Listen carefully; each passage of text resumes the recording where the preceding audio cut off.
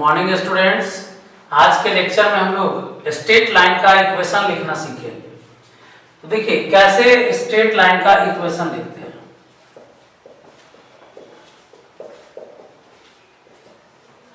Equation of straight line. तो कभी भी स्ट्रेट लाइन का इक्वेशन लिखना हो तो देखिए उस लाइन पर एक पॉइंट पता होना चाहिए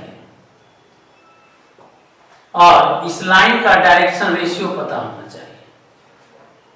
लाइन पर पहले पॉइंट पता होना चाहिए, point on the line L, और दूसरा उस लाइन का डायरेक्शन रेशियो। हम आपको पहले भी बता चुके हैं कि कोई भी क्वेश्चन दो फॉर्म में जाएगा, वेक्टर फॉर्म और कार्टेशियन फॉर्म। तो अगर एक लाइन पर पॉइंट है, मान लीजिए ए, और ए का कोऑर्डिनेट है x1 y1 z1, और एक लाइन का डायरेक्शन रेशियो है ए बी सी। एक लाइन पर पॉइंट है x1 y1 z1 और लाइन का direction ratio a b c है। तब लाइन का इक्वेशन कैसे लिखते हैं? देखिए जिसका इक्वेशन लिखना है उस पर एक वेरिएबल पॉइंट लेते हैं x y z। यहाँ एक तो गिवन है x1 y1 z1। ध्यान दीजिएगा, किसी भी लाइन का इक्वेशन लिखना है तो एक पॉइंट गिवन होना चाहिए और उस लाइन का डायरेक्शन रेशियो गिवन होना चाहिए। अब जरा गौर कीजिए, इस लाइन का इक्वेशन लिखना है तो हम लोग 11th में पढ़े थे कि किसी का भी इक्वेशन लिखना हो तो उस पर एक वेरिएबल पॉइंट लेते हैं p x y z, और x y z में जो रिलेशन आता है उस रिलेशन को इक्वेशन कहेंगे कर्व का। तो खैर यहाँ स्ट्रेट लाइन है तो स्ट्रेट लाइन पर एक पॉइंट लेंगे x y z। x y z में जो रिलेशन आएगा वही इक्वेशन होगा। तो देखिए consider a point, variable point इसको कहते हैं। Consider a variable point p x y z। तो बोलिए डायरेक्शन रेशियो ऑफ AP क्या होगा? तो A पता है, P पता है, तो डायरेक्शन रेशियो लिख सकते हैं x2 minus x1, y2 minus y1, z2 minus z1। अब ये भी लिख सकते हैं कि जो AP है वो पैरेलल है लाइन के। एक्चुअली में AP लाइन L पर ही है, लेकिन हम लोग कह सकते हैं कुछ देर के लिए कि जो AP है लाइन L के पैरेलल है। अब दो लाइन कब पैरेलल होता है? तो जब A1 by A2, B1 by B2, C1 by C2 equal होता है। तो A1 का वैल्यू क्या है? AP, पहला लाइन का direction ratio, A2 B2 C2 दूसरा लाइन का डायरेक्शन रेशियो। तो देखिए x minus x1 by A, y minus y1 by B, z minus z1 by C। तो ये लाइन का इक्वेशन हुआ। x y z में रिलेशन है, x1 y1 z1 given point का कोऑर्डिनेट है, a b c लाइन का direction ratio है। तो अगर एक लाइन का इक्वेशन लिखना हो तो हम लोग को दो चीज चाहिए, उस लाइन पर एक पॉइंट x1 y1 z1 और उस लाइन का डायरेक्शन रेशियो चाहिए a b c। तो क्या फॉर्मूला लिखेंगे हम लोग लाइन का?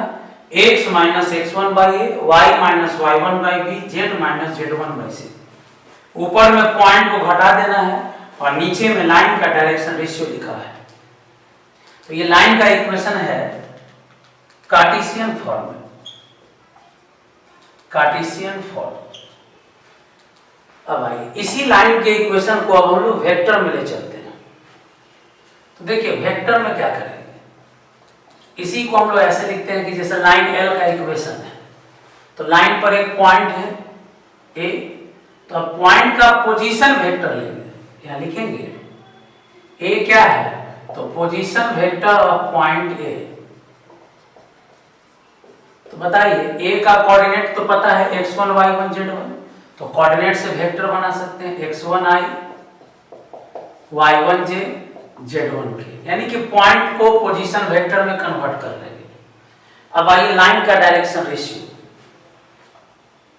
तो लाइन का डायरेक्शन रेशियो क्या है? यहाँ लाइन का direction ratio a b c है। तो हम लोग डायरेक्शन रेशियो से एक वेक्टर बना सकते हैं। तो यहाँ डायरेक्शन रेशियो के बदले में एक वेक्टर बी कंसीडर करते हैं। डायरेक्शन रेशियो के बदले में क्या कंसीडर करेंगे, वेक्टर बी। यानी वेक्टर बी जो है लाइन के डायरेक्शन रेशियो से बना होता है। वेक्टर बी लाइन के डायरेक्शन रेशियो से बना होगा, क्योंकि वेक्टर बी किसके पैरेलल है, लाइन एल के पैरेलल है। अब लिखेंगे वेक्टर बी पैरेलल है एल के। इस बी से इस बी को कोई कनेक्शन नहीं, एक वेक्टर कंसीडर ही कर रहे हैं जो लाइन एल के पैरेलल है।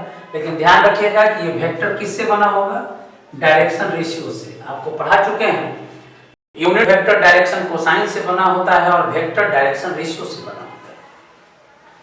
तो वेक्टर बी, अब इस पर एक पॉइंट लेते हैं P। तो वेरिएबल पॉइंट को यहाँ R से लिखेंगे। ध्यान दीजिएगा, जब भी इक्वेशन लिखना रहेगा कार्टेशियन में तो पॉइंट P लेंगे x y z। अगर वेक्टर में इक्वेशन लिखना होगा तो पॉइंट x y z की जगह R लेते हैं। यहाँ देखिए, कंसीडर वेरिएबल पॉइंट P। तो P क्या है, x y z। तो हम लोग इसका पोजीशन वेक्टर लेंगे OP। P का पोजीशन वेक्टर OP, OP को क्या मान लिया, R। पॉइंट के कोऑर्डिनेट से पोजीशन वेक्टर लिखते हैं xi plus yj plus z के। अब आइए AP। AP बराबर आपको पढ़ाए हैं OP माइनस OA। कभी भी वेक्टर लिखना हो तो हेड का पोजीशन वेक्टर माइनस टेल का पोजीशन वेक्टर, यानी OP माइनस OA। तो OP का पोजीशन OP हो गया R और OA हो गया A। याद रखिएगा, जैसे इक्वेशन में x y z है वैसे ही यहाँ इक्वेशन में R होगा। यहाँ कार्टेशियन में x y z कोऑर्डिनेट होगा और वेक्टर फॉर्म में वेरिएबल पॉइंट को किससे लिखा गया है, R से। अब आप कह सकते हैं कि जो AP है पैरेलल है B के। देख सकते हैं AP पैरेलल B। तो आपको पढ़ाए थे कि अगर दो वेक्टर पैरेलल हो तो एक वेक्टर बराबर लैम्डा टाइम्स दूसरा वेक्टर होता है। ये याद रख लीजिए, बहुत बार बता चुके, फिर बता रहे। दो वेक्टर अगर पैरेलल है तो एक वेक्टर बराबर लैम्डा टाइम्स दूसरा वेक्टर होगा। तो AP का वैल्यू क्या है, R minus A lambda B। तो R बराबर हो गया A प्लस लैम्डा B। अब यहां समझना है, कार्टेशियन में कहेगा तो x minus x1 by A, y minus y1 by B, z minus z1 by C. ऊपर में पॉइंट के कोऑर्डिनेट को माइनस किया गया है और नीचे में डायरेक्शन रेशियो लिखा हुआ है। अगर वेक्टर फॉर्म में कहेगा तो क्या फॉर्मूला लिखेंगे, r बराबर a प्लस लैम्डा b। यहाँ a क्या है, तो a जो पॉइंट गिवन है, position vector of a point जो गिवन है, और b क्या है, तो पैरेलल वेक्टर है। b एक वेक्टर है जो लाइन के पैरेलल है, और जो पैरेलल वेक्टर होगा गारंटी वो किससे बना होता है, डायरेक्शन रेशियो से बना होता है। यानी a पॉइंट से बनेगा और b लाइन के डायरेक्शन रेशियो से बनेगा। तो दोनों फॉर्मूला आपको याद रखना है। वेक्टर में क्या पढ़ा, अभी प्रूफ किए, r बराबर a plus lambda b।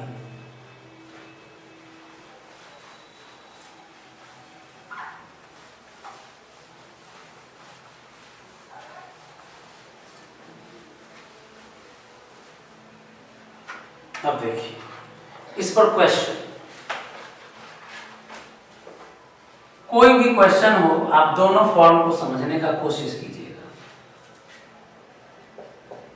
A line is passing through a point। देखिए एक लाइन पर पॉइंट दिया है 3, 4, 5 and is parallel to vector, और ये लाइन जो है एक वेक्टर के पैरेलल है 2i प्लस 2j माइनस 3 के। देखिए अब क्वेश्चन कहता है find equation of line in vector form and also in Cartesian form. तो देखिए कैसे बनाएंगे। सबसे पहले ये लाइन है, लाइन पर एक पॉइंट दिया हुआ है। तो चलिए हम लोग कार्टेशियन फॉर्म के लिए काम कर रहे हैं पहले। तो देखिए लाइन पर पॉइंट चाहिए, कार्टेशियन फॉर्म के लिए पॉइंट ऑन लाइन। तो बताइए पॉइंट तो दिया हुआ है 3, 4, 5। अब लाइन का डायरेक्शन रेशियो चाहिए। तो देखिए लाइन पैरेलल है वेक्टर के, ये दिया हुआ वेक्टर है, ये पैरेलल वेक्टर है। तो याद रखिएगा लाइन के पैरेलल वेक्टर उसके डायरेक्शन रेशियो से बना होता है। तो 2 2 -3। तो इक्वेशन ऑफ लाइन लिखेंगे x - x1/a y - y1/b z - z1/c equal to, देखिए तीनों इक्वल है तो एक लैम्डा कांस्टेंट लेते हैं, आर्बिट्ररी कांस्टेंट कहते हैं लैम्डा को। तो जब भी लाइन का इक्वेशन लिखेंगे तो कार्टेशियन में तो यही लिखेंगे। अब आइए पॉइंट क्या है 3 4 5, तो x - x1 y - y1 z - z1 by ABC क्या है, तो लाइन का डायरेक्शन रेशियो है। तो जो पैरेलल वेक्टर है ये डायरेक्शन रेशियो रखे हुए 2 2 -3 इक्वल टू लैम्डा। तो ये लाइन का इक्वेशन हो गया कार्टेशियन फॉर्म में। चलिए अब वेक्टर फॉर्म में इसी लाइन को लिखना है। तो हम बोले कि पॉइंट ऑन लाइन चाहिए, एनी पॉइंट ऑन लाइन या पॉइंट ऑन लाइन L। तो इस पॉइंट को हम लोग किससे लिखेंगे, A से। Parallel vector parallel line L, इसको लिखेंगे B से। ध्यान दीजिएगा वेक्टर फॉर्म में लाइन पर जो पॉइंट चाहिए उसको A से लिखेंगे और लाइन के पैरेलल जो वेक्टर चाहिए उसको B से लिखेंगे। तो चलिए A पॉइंट से बनेगा, तो पॉइंट है 3 4 5, तो 3i + 4j + 5k और vector parallel to line L equal होगा B के। तो B जो है वो लाइन के डायरेक्शन रेशियो से बनेगा। यहाँ क्वेश्चन में दिया हुआ पैरेलल वेक्टर, तो B का वैल्यू हो गया 2i + 2j - 3k। तो बताइए इक्वेशन ऑफ लाइन किस फॉर्म में हम लोग को चाहिए, वेक्टर फॉर्म में। तो क्या पढ़े formula, R = a + λb, R = a + λb। तो R = a का कोऑर्डिनेट लिख दीजिए 3i + 4j + 5k, lambda b का वैल्यू रख दीजिए 2i + 2j - 3k।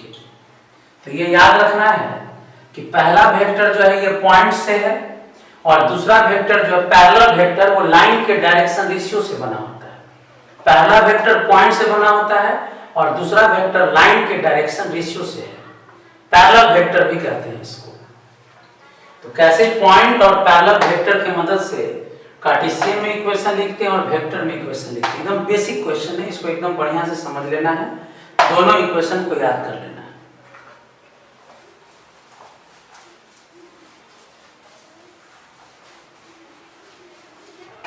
देखिए क्वेश्चन नंबर 5, लाइन का इक्वेशन दिया हुआ है x - 3/2 y + 2/-5 z - 6/4। देखिए लाइन का इक्वेशन दिया हुआ है। चलिए अब ये लाइन का इक्वेशन अगर दिया हुआ है तो कहता है कि इसको वेक्टर फॉर्म में बदलिए, to convert into vector form.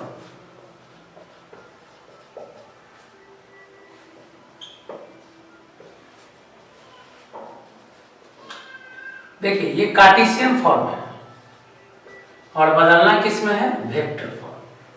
तो सबसे पहले पॉइंट पता कीजिए और लाइन का डायरेक्शन रेशियो पता कीजिए। पॉइंट कैसे निकालिएगा, अगर लाइन का इक्वेशन दिया हुआ है तो फिक्स्ड पॉइंट अगर निकालना हो, देखिए पॉइंट भी दो तरह का होगा। एक लाइन का इक्वेशन लिखते समय फिक्स्ड पॉइंट गिवन पॉइंट होता है और एक वेरिएबल पॉइंट होता है p x y z, ध्यान रखिएगा। तो दोनों का एक अपना अलग तरीका है। तो अगर फिक्स्ड पॉइंट निकालना हो तो इक्वेशन को 0 से इक्वल कीजिएगा। अगर वेरिएबल पॉइंट निकालना हो तो लैम्डा से इक्वल कीजिएगा। तो वेरिएबल पॉइंट पे क्वेश्चन आगे है। अभी हम लोग को इस लाइन पर फिक्स्ड पॉइंट पता करना है, तो इसको 0 से इक्वल कीजिएगा तो x का वैल्यू 3 आएगा। इसको 0 से इक्वल कीजिएगा तो -2 आएगा। इसको 0 से इक्वल कीजिएगा तो 6 आएगा। कहने का मतलब है कि कभी भी लाइन का इक्वेशन दिया हुआ हो कार्टेशियन फॉर्म में और पॉइंट उसका चाहिए, क्यों चाहिए पॉइंट, क्योंकि वेक्टर फॉर्म में बदलना है। तो आराम से पहले लाइन के इक्वेशन को लिखते समय जो पॉइंट यूज हुआ उसको निकाल लेंगे। कैसे? तो x वाला पार्ट को 0 से इक्वल कीजिएगा तो x का वैल्यू, y वाला पार्ट को 0 से इक्वल कीजिएगा y का वैल्यू, z वाला पार्ट को 0 से इक्वल कीजिएगा z का वैल्यू। अब भाई लाइन का डायरेक्शन रेशियो कैसे लिखेंगे? तो जो इक्वेशन दिया रहेगा उस इक्वेशन से डायरेक्शन रेशियो, लाइन के इक्वेशन में जो नीचे लिखा रहेगा यही डायरेक्शन रेशियो होगा, 2 -5 4। फॉर्मूला अगर आपको याद हो, x minus x1 by A, y minus y1 by B, z minus z1 by C. तो लाइन की इक्वेशन में नीचे जो लिखा रहता है वो डायरेक्शन रेशियो होता है। और एक चीज होशियार रहिएगा, अक्सर परीक्षा में दिया है, x का कोफिशिएंट कुछ नहीं होना चाहिए, y का कोफिशिएंट 1 होना चाहिए, कुछ नहीं यानी 1 होना चाहिए, यहाँ z भी 1 होना चाहिए। अगर कोई कोफिशिएंट रहता तो उस कोफिशिएंट से डिवाइड कर देते। जैसे यहाँ 1 1 1 है तो 1 से क्या डिवाइड कीजिएगा? मान लीजिए अगर यहाँ रहता 3x तो यहाँ 2/3 हो जाता, 4 वाला तो यहाँ -5/4 हो जाता। यानी एक पहले क्या बताएं कि डायरेक्शन रेशियो लिखना है, तो लाइन के इक्वेशन में जो नीचे लिखा है यही डायरेक्शन रेशियो होगा। लेकिन कब? जब x y z का कोफिशिएंट 1 रहेगा तब। अगर x y z का कोफिशिएंट कुछ है तो उतना ही से डिवाइड कर दीजिएगा। तो बताएं फिक्स्ड पॉइंट कैसे निकालना है? तो 0 से इक्वेट करके। डायरेक्शन रेशियो कैसे निकालना है? इक्वेशन देखकर। अब बताइए किस फॉर्म में जाना है? वेक्टर फॉर्म में। तो चलिए देखिए कैसे लिखेंगे। लाइन का वेक्टर फॉर्म का फॉर्मूला है r बराबर a plus lambda b. Vector form का क्या फॉर्मूला दिए? r बराबर a प्लस लैम्डा बी। तो r बराबर a, याद होगा a फिक्स्ड पॉइंट होता है, पॉइंट का पोजीशन वेक्टर। तो पॉइंट का position vector 3i minus 2j plus 6k। Lambda b parallel vector होता है जो डायरेक्शन रेशियो से बना होता है। तो बताइए लाइन का डायरेक्शन रेशियो पता है तो पैरेलल वेक्टर लिख सकते हैं 2i minus 5j plus 4k। यानी कार्टेशियन से पहले पॉइंट का डायरेक्शन रेशियो लिख लेंगे, उसके बाद वेक्टर फॉर्म में यूज कर लेंगे। पॉइंट को पोजीशन वेक्टर में, डायरेक्शन रेशियो को वेक्टर b बना लेंगे। ये हो गया कार्टेशियन को किस में बदल दिए? वेक्टर।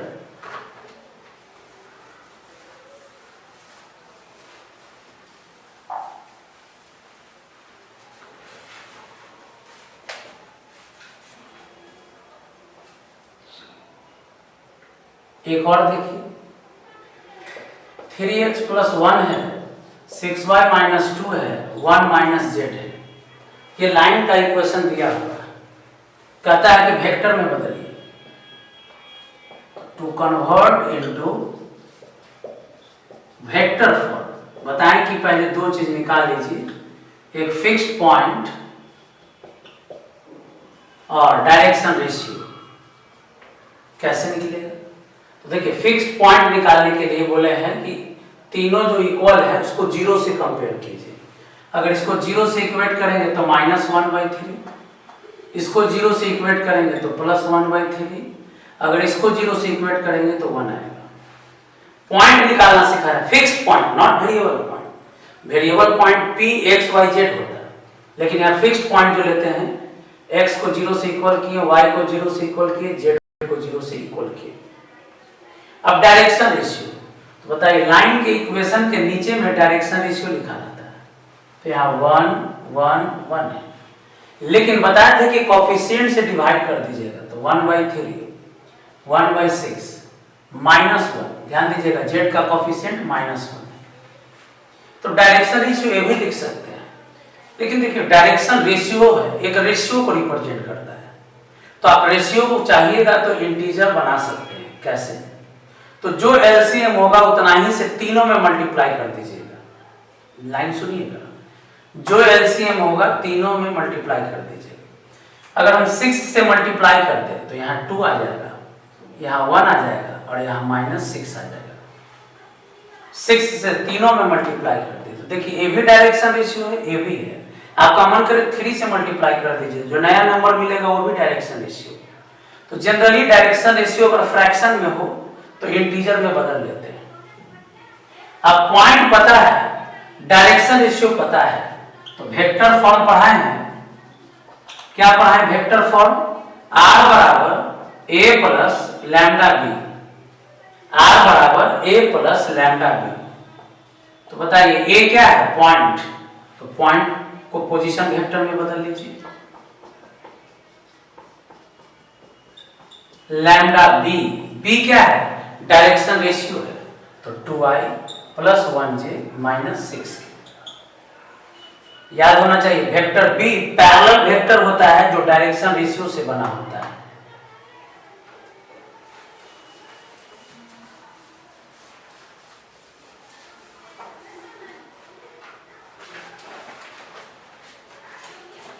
क्वेश्चन नंबर 8, एक पॉइंट दिया हुआ है 1 2 3 और एक पैरेलल लाइन है x minus 6/3 y minus 2/-4 z plus 7/5। पहले सवाल समझिएगा, ये एक लाइन दिया हुआ है L1, ध्यान देना एक पॉइंट है और एक लाइन है। क्वेश्चन कहता है कि एक लाइन का इक्वेशन बताइए जो पॉइंट A से पास करता है और L1 के पैरेलल है। चलिए L2 का इक्वेशन बताना है, एक लाइन का इक्वेशन बताना है जो A से पास करता है और किसके पैरेलल है? L1 के। तो पैरेलल लाइन में आप डायरेक्ट जो डायरेक्शन रेशियो L1 का होगा वही डायरेक्शन रेशियो L2 का होगा। क्या लाइन बोल रहे हैं? ध्यान दीजिएगा। जैसे आप तो पढ़े A1/A2 B1/B2 C1/C2 इक्वल होना चाहिए। तो अगर हम दोनों को सेम ले लें तो दोनों A1/A2 B1/B2 C1/C2 इक्वल ही होगा 1 के। इसीलिए सबसे आसान तरीका है कि कभी भी दो लाइन पैरेलल दिया हुआ हो, L2 पैरेलल है किसके? L1 के। तो कभी भी दो लाइन पैरेलल हो तो याद रखिएगा डायरेक्शन रेशियो जो L2 का होगा डायरेक्शन रेशियो वही L1 का होगा। क्या बताएं कि किसी भी क्वेश्चन में अगर लिखा हो कि दो लाइन पैरेलल है तो आप डायरेक्ट यूज कर लीजिए कि जो डायरेक्शन रेशियो पहला लाइन का होगा वही डायरेक्शन रेशियो दूसरा लाइन का होगा। तो हमको तो L2 का डायरेक्शन रेशियो चाहिए, तो L1 का डायरेक्शन रेशियो देखिए L1 के इक्वेशन से लिख सकते हैं 3 माइनस 4 5। कॉफिशिएंट अगर रहता तो डिवाइड कर देते।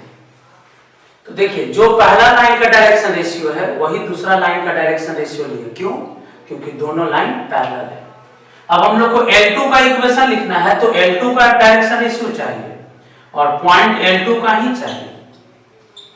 पॉइंट ऑन L2 दिया हुआ है 1 2 3। अब बताइए एक लाइन का इक्वेशन लिखना है, डायरेक्शन रेशियो ले लिए, पॉइंट ले लिए। तब चलिए पहले लिखते हैं कार्टेशियन फॉर्म। कार्टेशियन फॉर्म क्या पढ़े हैं? x minus x1/a, y minus y1/b, z minus z1/c equal to lambda. x minus x1, y minus y1, z minus z1 point हो गया। बाय डायरेक्शन रेशियो 3 माइनस 4 5, तो ये लाइन का direction ratio हो गया और ऊपर में पॉइंट को घटा दिया। अगर वेक्टर फॉर्म चाहिए तो वेक्टर फॉर्म में पढ़ा है लाइन का इक्वेशन r बराबर a plus lambda b. a point से बना होता है तो पॉइंट दिया हुआ है 1i 2j 3k plus lambda b parallel vector या डायरेक्शन रेशियो से बना होता है। तो डायरेक्शन रेशियो है 3 माइनस 4 प्लस 5। यानी कि अगर एक लाइन दिया है तो पैरेलल लाइन का डायरेक्शन रेशियो सेम होगा और पॉइंट दिया हुआ है। तो एक लाइन का इक्वेशन लिखने के लिए बस यही दो चीज चाहिए, पॉइंट और उस लाइन का डायरेक्शन रेशियो। जैसे ही पॉइंट और डायरेक्शन रेशियो मिल जाए तो कार्टेशियन पूछे तो ये लिखिए, वेक्टर पूछे तो ये लिखना है। नोट कर लीजिए।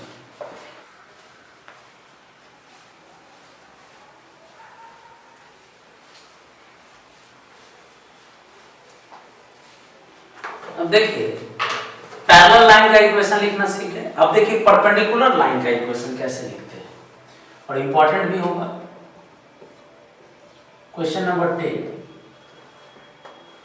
एक लाइन है x/1 y/2 z/3। एक लाइन है x plus 2 by minus 3, y minus 1 by 2, z plus 1 by 5। और यहां देखिए क्वेश्चन कहता है to find equation of line. चलिए, दो लाइन दिया हुआ है और तीसरा लाइन का इक्वेशन बताना है। कैसे बताएंगे ध्यान दीजिए।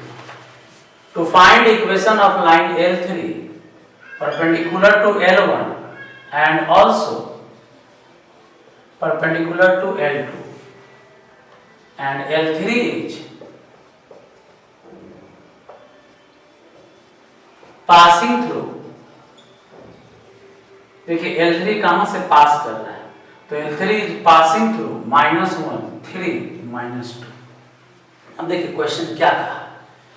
क्वेश्चन कहा कि एक ऐसा लाइन बताइए जो इस पर भी परपेंडिकुलर हो और इस पर भी परपेंडिकुलर हो और पास करता हो पॉइंट से। तो बात समझिए, किसी भी लाइन का इक्वेशन लिखना हो तो एक पॉइंट चाहिए, तो पॉइंट गिवन है।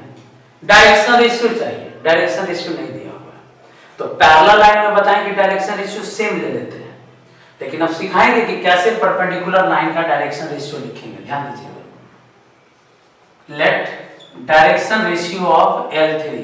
ध्यान दीजिए, जो लाइन का इक्वेशन लिखना है उस लाइन का डायरेक्शन रेशियो नहीं पता है तो मान लेंगे ABC। उस लाइन का डायरेक्शन रेशियो क्या मान लेना है, ABC। अब आइए, कभी भी पैरेलल या परपेंडिकुलर हो तो पहले लाइन का डायरेक्शन रेशियो लिखिए। पहला लाइन का डायरेक्शन रेशियो 1 2 3। लाइन के इक्वेशन में नीचे डायरेक्शन रेशियो होता है, कोएफिशिएंट रहता तो उससे डिवाइड कर देते।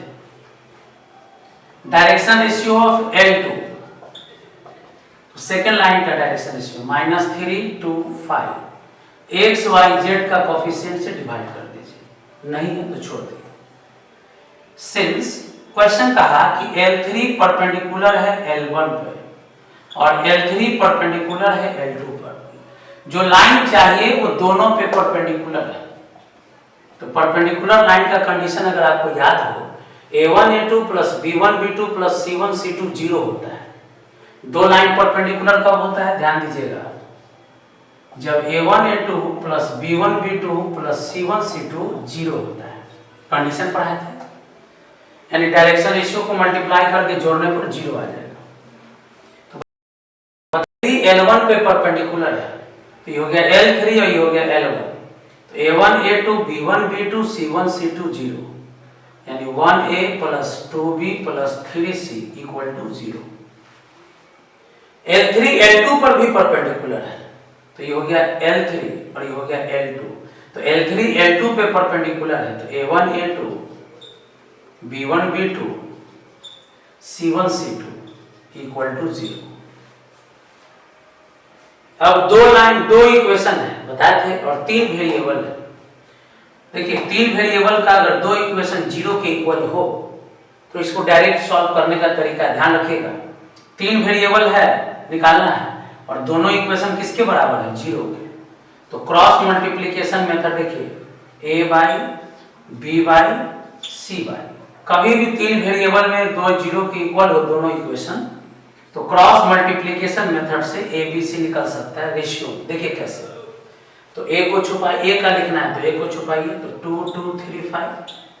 B का लिखना है तो B को छुपाइए, तो बीच वाला में उल्टा लिखते हैं 3 5 1 -3। C का छुपाना है, C को लिखना है तो C का छुपा लीजिए कोएफिशिएंट।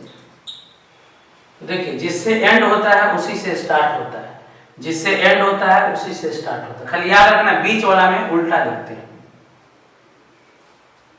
तो A बाई 10 में से 6 चला गया 4, क्रॉस मल्टीप्लाई कीजिए, -9 -5 -14 प्लस देखिए 2 प्लस 6 8। अब कह सकते हैं कि A by B by C by, गौर कीजिए एक रेशियो है, तो अगर रेशियो में कुछ कॉमन आ जाए तो उतना से पहले डिवाइड कर दीजिए तीनों नंबर में। तो देखिए यहाँ 2 कॉमन है तो 2 से डिवाइड कर देंगे, 7 माइनस 2 -7 4। पहले करना क्या है, कि कभी भी तीन वेरिएबल में इक्वेशन हो, दोनों जीरो के बराबर हो, तो क्रॉस मल्टीप्लिकेशन से सॉल्व करना है। अब यहाँ डायरेक्शन रेशियो चाहिए, तो यहाँ बिल्कुल ए बी सी का रेशियो दिया हुआ है, तो direction ratio of line L3 जो ए बी सी माने थे लिख सकते हैं 2 - 7 4। फिर से समझ लीजिए, डायरेक्शन रेशियो भी रेशियो है, तो यहाँ ए बी सी का जो वैल्यू आया वो भी रेशियो में ही है, तो अब डायरेक्ट जो नीचे आया ए बी सी के वही डायरेक्शन रेशियो होगा। अब बताइए, जो लाइन लिखना है परपेंडिकुलर था, तो परपेंडिकुलर का कंडीशन लगा के ए बी सी का वैल्यू निकाल लिए। अब ए बी सी का वैल्यू निकालने के बाद पॉइंट देख लीजिए, दिया हुआ है कि जो तीसरा लाइन निकालना है वो पास कर रहा है -1 3 -2 से। तब चलिए इक्वेशन लिखना है, तो Cartesian form x - x1/a y - y1/b z - z1/c = lambda. तो बताइए, पॉइंट हो गया, ऊपर में पॉइंट घटा दीजिए और नीचे में डायरेक्शन 2 - 7 4 = लैम्डा। अगर वेक्टर फॉर्म लिखना है, क्वेश्चन जो फॉर्म रहेगा वही लिखिएगा, हम अभी दोनों फॉर्म लिख दे रहे हैं। R बराबर फॉर्मूला पढ़े हैं a + λb,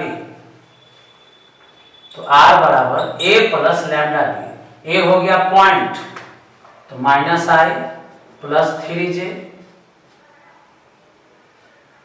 -2k plus lambda.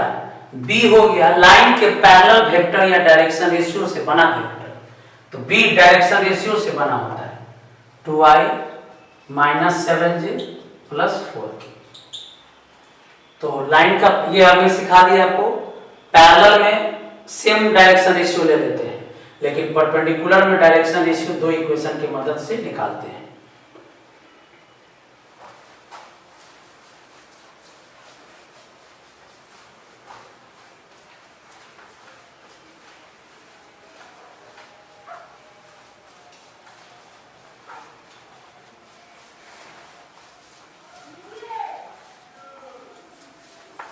चलिए अब हम लोग देखते हैं कैसे प्रूफ करेंगे कि दो लाइन कट कर रहा है या नहीं कट कर रहा है। याद रखिएगा, स्पेस में दो लाइन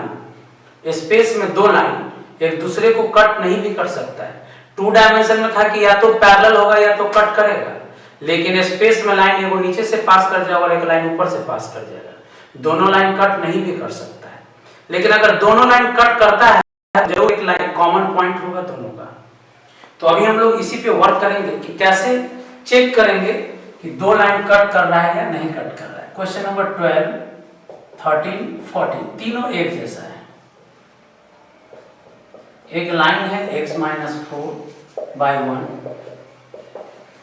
y + 3/-4 z + 1/7।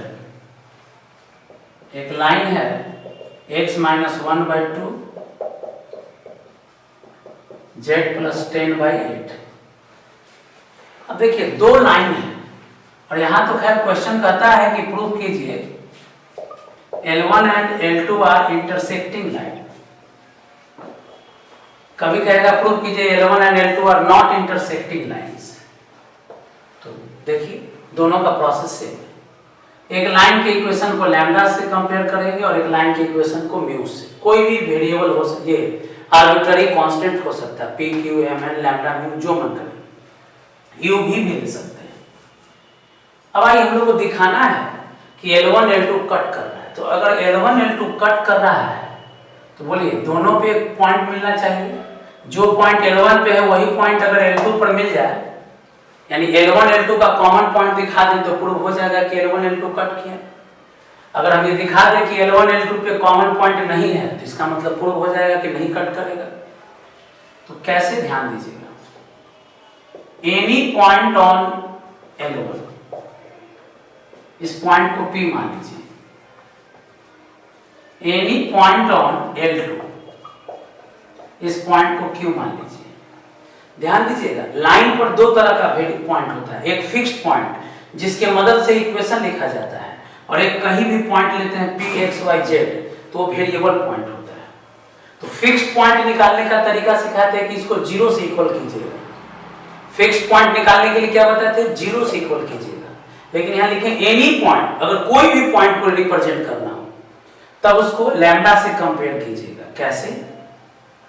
तो x के वैल्यू को लैम्डा से कंपेयर करेंगे तो 1 लैम्डा प्लस 4 आएगा, y के वैल्यू को लैम्डा से कंपेयर करेंगे तो -4 लैम्डा -3 आएगा, 7 लैम्डा -1 आएगा। चलिए वैसे ही देखिए, सेकेंड लाइन का कोऑर्डिनेट लिखना है, तो अगर इसको म्यू के बराबर कीजिए, देख लीजिए -2 बराबर म्यू, तो x -1 बराबर 2 म्यू, तो x बराबर क्या हो जाएगा 2 म्यू प्लस 1, तो 2 म्यू प्लस 1। y को म्यू से इक्वल कीजिए ऐसे ही, तो बताइए -3 म्यू प्लस 1 इधर जाएगा तो -1, 8 म्यू -10। तो लाइन के इक्वेशन से कैसे वेरिएबल पॉइंट लेना है, कभी भी अननोन पॉइंट L1 पे लेना है तो लैम्डा से इक्वल कीजिए, L2 पे अननोन पॉइंट लेना है तो म्यू से इक्वल कीजिए। अब चलिए कुछ देर के लिए टेकिंग दो कोऑर्डिनेट को इक्वेट कर रहे हैं, lambda plus 4 equal to 2 mu plus 1, comma फिर ये दोनों को इक्वेट कीजिए, तीनों को इक्वेट नहीं कर रहे हैं, दो कोऑर्डिनेट को इक्वेट कर रहे हैं। देखते हैं लैम्डा म्यू का वैल्यू क्या मिलता है। क्या सिखा रहे हैं, पहला कोऑर्डिनेट को इक्वल कीजिए और दूसरा कोऑर्डिनेट को इक्वल कीजिए, तो दो इक्वेशन आ गया, लैम्डा बराबर 2 म्यू -3 और -4 लैम्डा बराबर -3 म्यू प्लस 2। अब आपके पास दो इक्वेशन है 1 और 2, तो यहां देखिए आप आराम से सॉल्व कर लीजिए, लैम्डा का वैल्यू जो आया इसमें पुट कर दीजिए,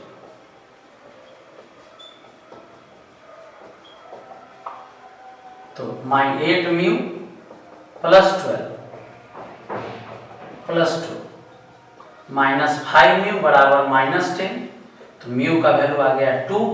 अब देखिए इक्वेशन 1 में लैम्डा बराबर है 2 म्यू -3, म्यू का वैल्यू आ गया 2, तो लैम्डा का वैल्यू आ गया 1।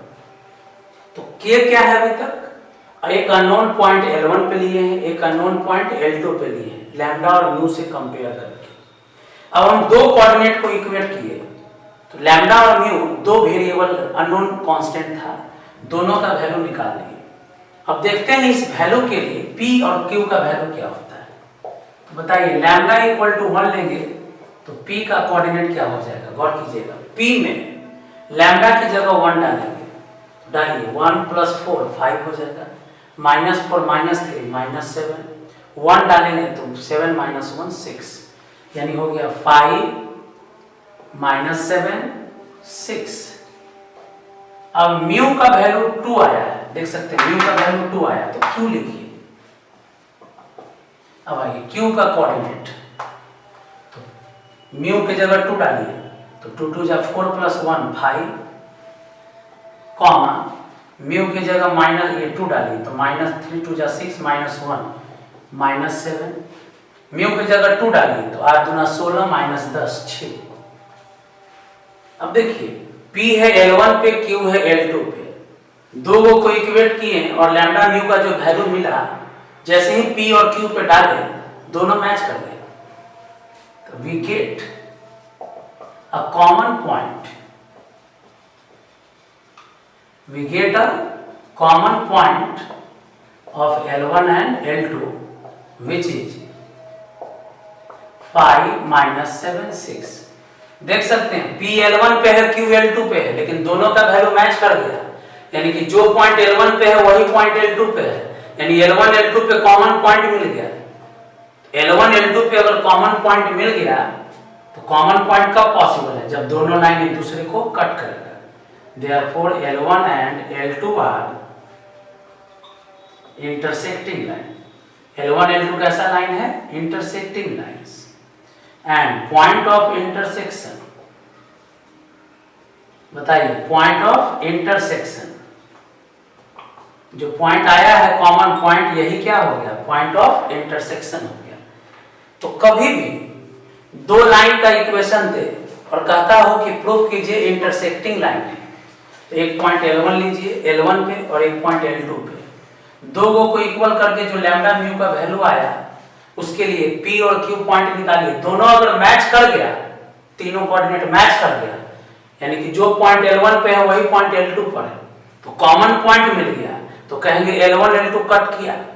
अगर ऐसा होता कि दो को कोऑर्डिनेट तो सेम मिलता क्योंकि इक्वेट किए हैं, तीसरा अलग आ जाता तो कह सकते थे कि दो कोऑर्डिनेट सेम लेने पर तीसरा कोऑर्डिनेट डिफरेंट है। तो इस केस में L1 L2 के पास कोई कॉमन पॉइंट नहीं होता। कब कॉमन पॉइंट नहीं होता? जब ये दोनों कोऑर्डिनेट अलग अलग आ जाता तब। तो जैसे ही अलग अलग कोऑर्डिनेट आ जाता तो लिख देते कि L1 L2 के पास कोई कॉमन पॉइंट नहीं है, there is no common point of L1 and L2, so L1 and L2 are non intersecting line. बात समझ गए कि कब इंटरसेक्टिंग लाइन होगा? जब कॉमन पॉइंट मिलेगा। अगर ये को भी कोऑर्डिनेट डिफर कर गया तो लिखेंगे L1 L2 कट नहीं करेगा। तो आज के लेक्चर में आपको सिखा दिए तीन चीज। पहला, लाइन का इक्वेशन लिखना वेक्टर फॉर्म और कार्टेशियन फॉर्म में। दूसरा, पैरेलल लाइन का इक्वेशन लिखना। तीसरा, परपेंडिकुलर लाइन का इक्वेशन लिखना। और ये चौथा सिखा दिए कि दो लाइन को कैसे दिखाएंगे, इंटरसेक्टिंग लाइन है या नहीं है। अगर इंटरसेक्टिंग लाइन है तो किस पॉइंट पे कट किया, तो जो कॉमन पॉइंट है उसी पॉइंट पर कट करेगा। तो आज के लेक्चर में इतना ही। अगले लेक्चर में आप लोग को हम सिखाएंगे कि कैसे एक लाइन पर इमेज और फुट ऑफ परपेंडिकुलर निकालते हैं। आज के लेक्चर में इतना ही।